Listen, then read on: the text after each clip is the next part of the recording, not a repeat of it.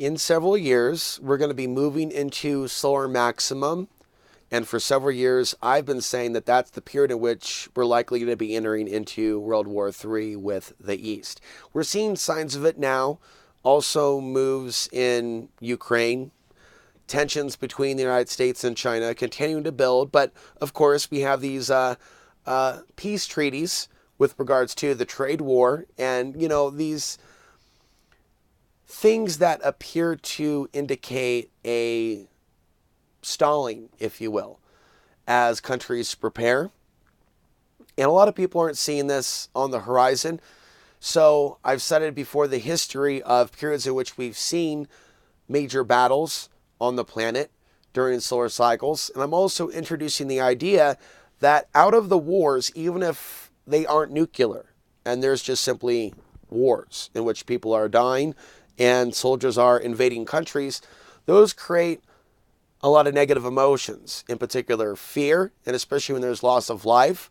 So the very orchestration of such events could also give life potentially to certain supernatural entities that may be positioned to attempt to grow in size, power, influence. This is what comes to mind when I think about the 2020s. I don't just think about manufactured wars. I think about those manufactured wars being created by those supernatural entities. And in some cases, a lot of people are tapped into some of these forces of influence without even being aware of it, through the internet, through certain religions, through certain spiritual practices, also through certain negative thoughts. A lot of people have seemingly sold their soul to the devil of this world, or at least leased it out. So this is a time, and especially so since 2012, in which we've seen an increase in certain types of spiritual warfare. I've definitely seen shifts in consciousness, not for the better, in the course of my own lifetime. And so in this world, there's also different perspectives on the sun. Some people are looking at, primarily so, solar minimum, what's coming before the solar maximum of the 2020s, and more or less what could be happening this winter, next winter, with regards to crop losses. But we have to look long term.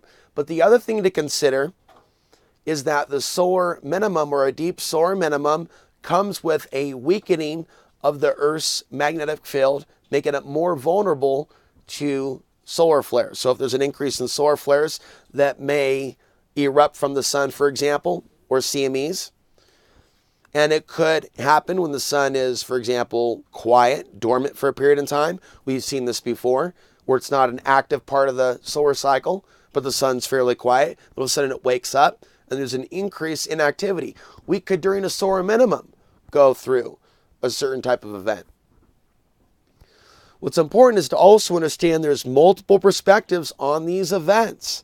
Most of the perspectives that you'll get about a massive solar event that takes out the grid are negative views.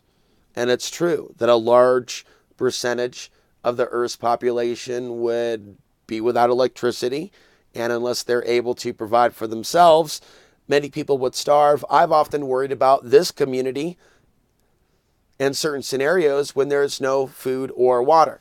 But the other thing to keep in mind here are the technologies that are being used to suppress the people of the worldwide. Certain technologies.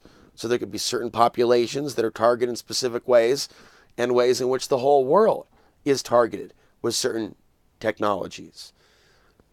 And there is this type of apprehension on the part of the power elite, which is evident in our world, and how they want to project fear into the minds of the people to be afraid potentially like them. So we ask ourselves, are they afraid of their Tower of Babel coming crashing down to where they're not able to control the people in the manner in which they were before?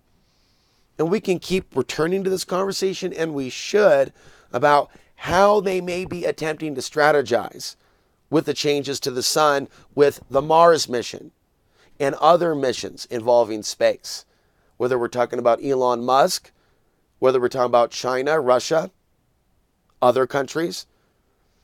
And so, in a world where satellites do get lost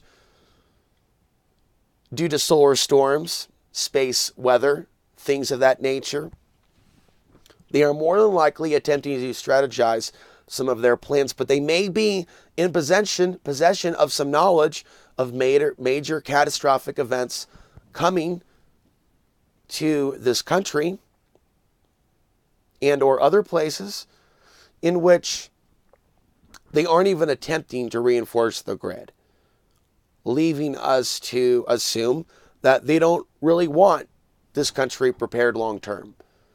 They're going to allow it to end up potentially in a situation where the entire grid is down and in need of repair or rebuilding, and it could be rebuilt by, who knows, maybe even a new government of the future that's built out of the ashes of the next conflict.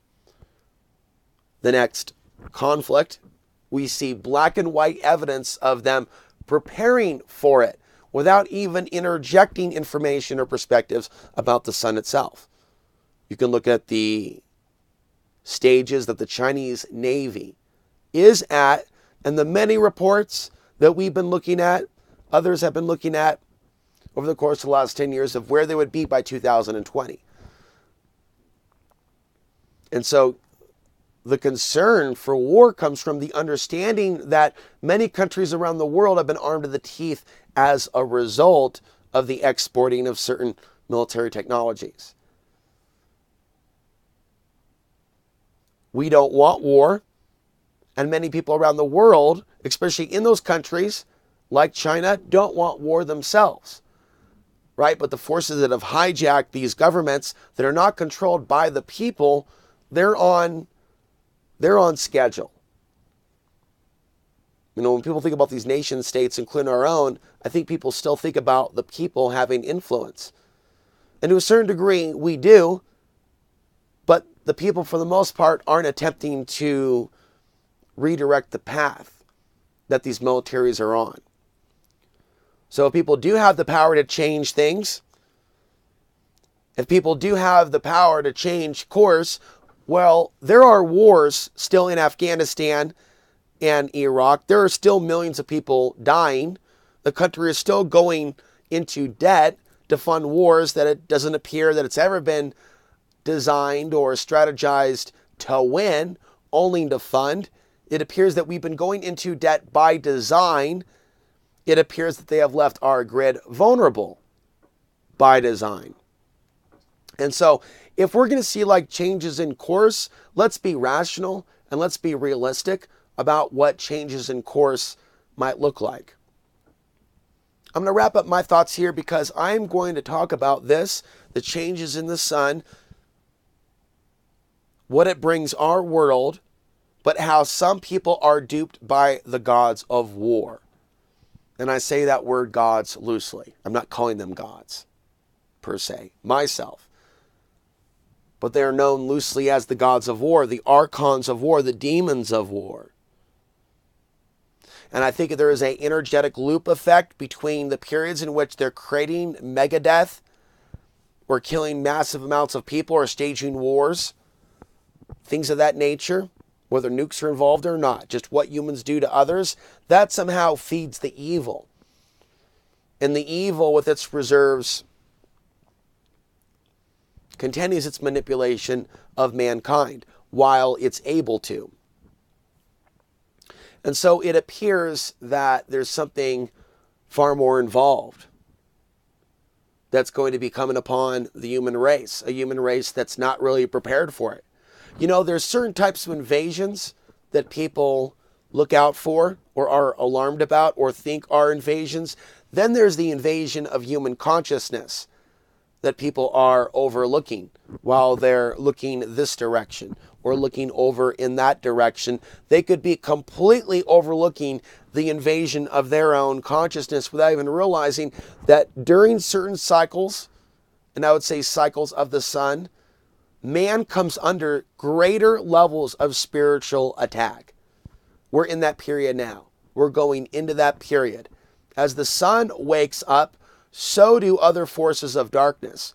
So do elements of ourself. We wake up as well. As we come under attack, as we learn the truth, as we start to see reality as it is, we wake up to something higher. And in that gnosis and in that experience, we have the opportunity to evolve beyond this type of a world.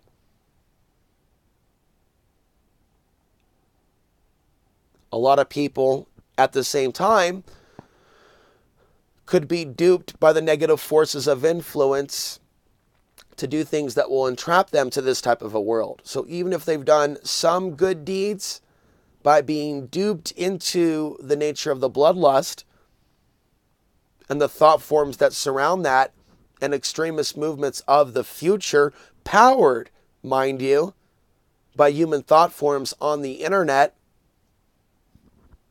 remember that good deeds,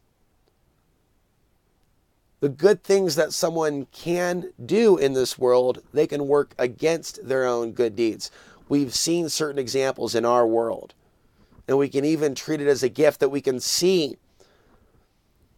the mistakes that others have made. We can see certain charismatic figures that may have appeared to be one thing years ago, right? There's certain examples of certain individuals that seem to speak the truth. We saw their rise to fame, power, prestige, popularity, and we saw how it was used, how some people use their gift of gab and communication and influence to mislead so many. And so we've seen literally in real time what that looks like. And so with the passing of the sun in this next cycle, there's also the idea of the energy return or a karmic return. And that's not something that people are prepared to deal with either. When people talk about karma and the idea of what we put out coming back to us, and it seems like what we're going into, looking at it also from a construct of the United States, a lot of stuff is coming back. And with that comes certain problematic realities.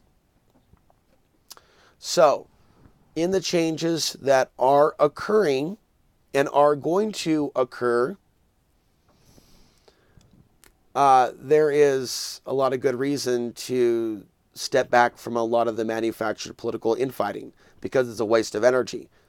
We should be redirecting our energy to more fruitful things, and we should be finding ways of recentering and regrounding our own energy when we find ourselves bombarded, because we are electrical beings by the things that are taking place. It's like not so much a dream that I had about a week ago, but more like a vision or a flash, the sun waking up and then humanity like moving into action. And for some people, it could be a spiritual thing moving into action. For others, it's going to be war. But this is the quiet before the storm. What we make out of that solar storm is up to us.